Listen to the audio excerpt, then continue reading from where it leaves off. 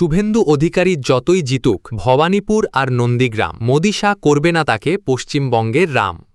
দর্শক বন্ধুরা, আপনারা তো জানেনই পশ্চিমবঙ্গের মাঠে ঘাটে অলিতে গলিতে সকল জায়গায় পদ্ম ফুটেছে, কিন্তু আসল খেলা তো সবে শুরু। সরকার তো গড়বে বিজেপি, কিন্তু মুখ্যমন্ত্রীর চেয়ারে বসবে কে?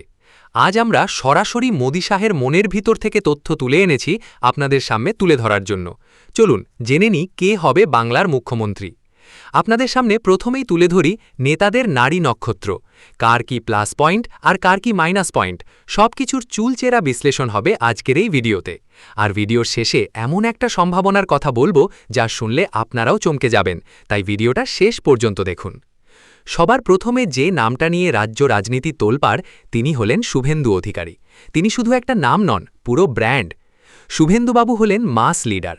নন্দীগ্রামে সরাসরি মমতা বন্দ্যোপাধ্যায়কে হারানোর মতো ঐতিহাসিক রেকর্ড তার ঝুলিতে তো ছিলই, এখন আবার ভবানীপুরে মমতাকে হারিয়ে আরও ঝুলি ভারী করে নিয়েছেন তিনি। তৃণমূলের বিরুদ্ধে একেবারে রাস্তায় নেমে চোখে চোখ রেখে লড়াই করার হিম্মত তিনি দেখিয়েছেন। তার সংগঠন গোছানোর ক্ষমতা আর দাপট তাকে এক নম্বরে রেখেছে। তবে তার সবচেয়ে বড় মাইনাস পয়েন্ট হল তিনি তৃণমূল থেকে এসেছেন। বিজেপির বহু পুরনো বা আদি কর্মীদের মধ্যে তাকে নিয়ে চাপা ক্ষোভ রয়েছে। তাছাড়া বিরোধী দল নেতা হিসেবে তিনি সফল হলেও প্রশাসক হিসেবে তিনি কতটা নিরপেক্ষ হতে পারবেন তা নিয়ে দিল্লির হাইকমান্ড বারবার ভাবছে, কারণ তারা চায় না তাদের মুখ্যমন্ত্রীর গায়ে একটুও কালো দাগ থাকুক। এরপর চলুন বিজেপির রাজ্য সভাপতি সুকান্ত মজুমদারের কাছে।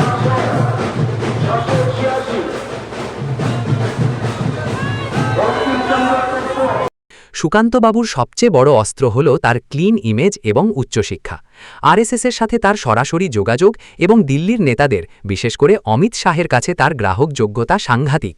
তিনি ঠান্ডা মাথার খেলোয়াড়, সবকিছুকে এমনভাবে সামলে দেন কেউ বিন্দুমাত্র কিছু টের পায় না। কিন্তু সমস্যাটা হল সুকান্তবাবু শুভেন্দু বা দিলীপ ঘোষের মতো মাস লিডার বা জনপ্রিয় জননেতা নন। মাঠে ময়দানে নেমে ঝড় তোলার মতো আগ্রাসী রূপ তার মধ্যে কিছুটা কম। বাংলার মতো কঠিন রাজনৈতিক ময়দানে একজন শান্ত স্বভাবের নেতা কতটা রাশ টানতে পারবেন সেটা একটা বড় প্রশ্ন। তৃতীয় নামটা হল বঙ্গ বিজেপির আসল রূপকার দিলীপ ঘোষ। বাংলায় বিজেপিকে শূন্য থেকে শিখরে নিয়ে যাওয়ার আসল কারিগর হলেন এই মানুষটি। কর্মীদের সাথে তার মাটির টান আর তার সোজাসাপটা দিলীপ দা স্টাইল বাংলার গ্রামে গঞ্জে আজও তুমুল হিট।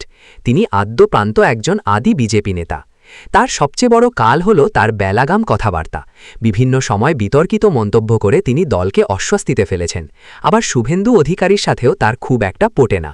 বর্তমানে রাজ্য নেতৃত্বে তিনি কিছুটা কোণঠাসা।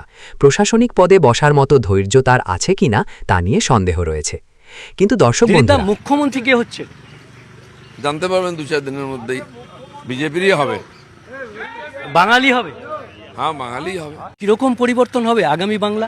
ভালোর দিকেই যাবে নিঃসন্দেহে। মানুষ যেটা আশা করেছে এতদিন এবং ভরসা করেছে মোদিজির উপরে, তো পরিবর্তন। আসল খেলাটা তো খেলেন মোদি আর অমিত শাহ। তারা যদি মনে করেন বাংলার রাজনীতিতে এবার হার্ডকোর হিন্দুত্বের তাস খেলবেন, তাহলে কিন্তু সব হিসেব পাল্টে যেতে পারে। আপনারা উত্তরপ্রদেশে যোগী আদিত্যনাথকে দেখেছেন, রাজস্থানে বালমুকুন্দ আচার্যকে দেখেছেন। মোদি শাহ যদি চান, তবে বাংলার গদিতে এমন কোনো আনকোড়া মুখ বা বাইরে থেকে আসা কোনো সাধু বা সন্ন্যাসীকেও বসিয়ে দিতে পারেন। এমন কেউ যার কোনো রাজনৈতিক পিছুটান নেই, দুর্নীতির কোনো দাগ নেই, শুধু সনাতন ধর্ম আর কড়া শাসনের প্রতীক। এই চমক দিলে বাংলার রাজনীতিতে একটা ভূমিকম্প হয়ে যাবে। দিল্লির হাইকমান্ডের মাথায় কি চলছে তা তো সময় বলবে, কিন্তু আপনাদের কি মনে হয়? শুভেন্দুর দাপট, সুকান্তর বুদ্ধি, দিলীপের মাটি কামড়ানো লড়াই, নাকি মোদি শাহের সাধু চমক? বাংলার জন্য কোনটা পারফেক্ট? নিচে কমেন্ট করে অবশ্যই জানান। খবরটা ইনফরমেটিভ লাগলে ভিডিওটা প্রচুর শেয়ার করুন। নিরপেক্ষ বিশ্লেষণ এবং সত্য খবর সবার আগে পেতে আমাদের চ্যানেলটি সাবস্ক্রাইব করে বেল আইকনটি টিপে দিন। দেখা হচ্ছে পরবর্তী আপডেটে। ততক্ষণের জন্য